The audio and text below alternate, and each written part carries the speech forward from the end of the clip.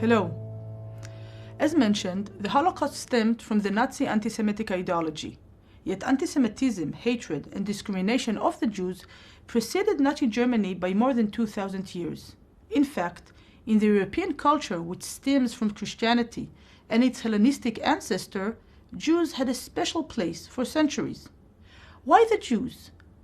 Why were persons who preserved the Jewish religion or belonged to the Jewish people so deeply hated for centuries by so many? What were the motives for this hatred, and did it change or develop throughout history? And above all, was there anything special about Nazi anti-Semitism which contributed to its genocidal character? In the next units, we'll talk about traditional hatred of the Jews, as well as modern anti-Semitism and its part in Nazi ideology. First, we'll describe the way this troubling phenomena appeared throughout the ages and expose its different facets. We'll assert that the widespread existence of well-rooted anti-Jewish traditions in modern Europe served as a necessary yet insufficient condition for the Holocaust. Only next, we will turn to Nazi anti-Semitism and try to better understand its essence. Judaism is an ancient monotheistic religion carrying unique traditions and customs which inspired other religions, mainly Christianity and Islam. Today it includes many different notions, cultural, philosophical, and national, which are not of our interest in this course, but in its origin stands obligation to God and His commandments. In Judaism, the followers, the Jews, are demanded to obey a detailed set of practical commandments which set the private and public lives of the Jewish people and define society's ethical norms. In ancient times, in the pagan world, such conduct was grasped as very strange. Tacitus, the famous Roman historian, wrote in the beginning of the 2nd century about the Jews, and I quote, "Moses, the nation's biblical leader, wishing to secure for the future his authority over the nation, gave them a novel form of worship, opposed to all that is practiced by other men. Things sacred with us, with them have no sanctity, while they allow what with us is forbidden." Tacitus went on and described Jews as he grasped them, and the way that in his understanding Jewish customs shaped them as strangers and even evil strangers. Among themselves, they are inflexibly honest and ever ready to show compassion, though they regard the rest of mankind with all hatred of enemies. They sit apart at meals, they sleep apart.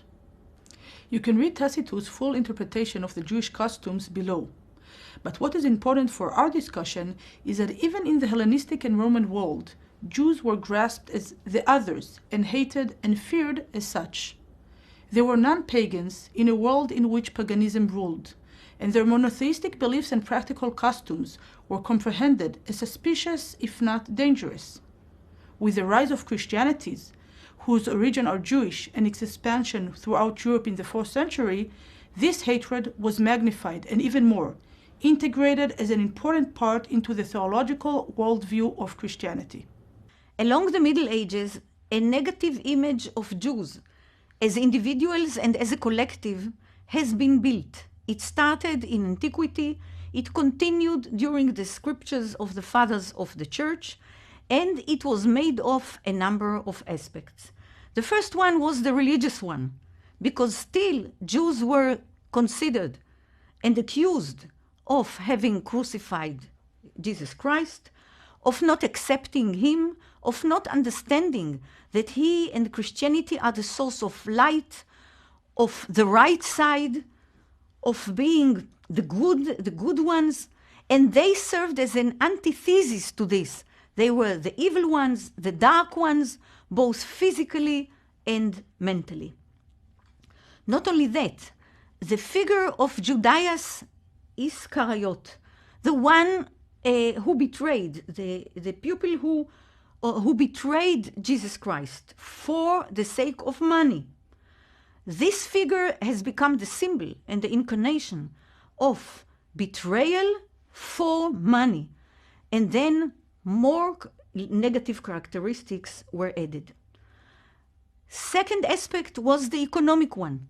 Jews served as a middle class between the lower ones and the upper ones, and the lower ones considered them as exploiters who exploit them in favor and for the interests of the upper ones. And so more negative characteristics were added: the capacity of Jews to handle money cleverly and exploit others, and to have mental capacities that others didn't have, such as the ability of Jewish children from an early age to read and write, which was unknown so far in Europe. Now, where all this was leading? It was leading to a notion that, taking all these characteristics together, the Jews dispersed among the nation must have some goal, something in common leading them, and this is hurting the Christian body, the Christian mind, in a multitude of ways, such as the famous blood libels, such as collecting blood for Passover, poisoning the wells, etc., etc. Now, this figure serves until today as a possible explanation for revolutions, wars, and other calamities, including financial crises, because the Jew could be held responsible for events that no one took responsibility for. As one can see, Jews and Judaism per se became a symbol of something vile and were identified with a mysterious and mythical satanic power operating throughout history. The Christians blamed the Jews for killing Christ.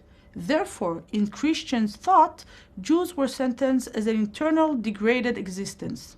Moreover, anti-Jewish stereotypes became part of the Christian world and penetrated its folklore, culture, and literature, thus becoming part of the general culture of Western society.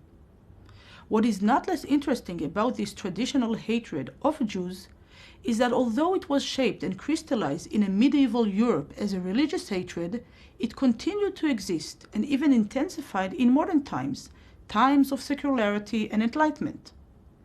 The anti-Jewish stereotype and notions were so deeply entrenched in the culture of Christian Europe that with the secularization and enlightenment, they did not disappear, but underwent a metamorphosis.